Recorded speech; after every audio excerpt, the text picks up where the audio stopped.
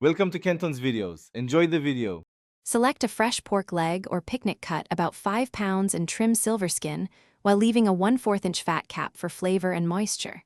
Make a curing brine by dissolving 1 teaspoon Prague powder hash 1/2 cup kosher salt, and 1/4 cup brown sugar in 1 quart hot water. Stir until clear. Add ice or cold water to bring the liquid to 1 gallon so the brine chills quickly and stays cold during curing. Fully submerge the ham in the chilled brine or inject evenly using multiple passes with a meat injector. Distribute roughly 1 tablespoon liquid per pound when injecting. Place the ham in the refrigerator at 38 degrees F and cure for 7–10 days, or about 1 day per pound, turning or massaging the ham daily so cure penetrates uniformly. After curing, remove the ham, rinse thoroughly, then soak in cold water for 2 hours, changing the water once to draw out excess surface salt. Pat the rinsed ham dry, then place it in a smoker or oven set to 225 degrees F.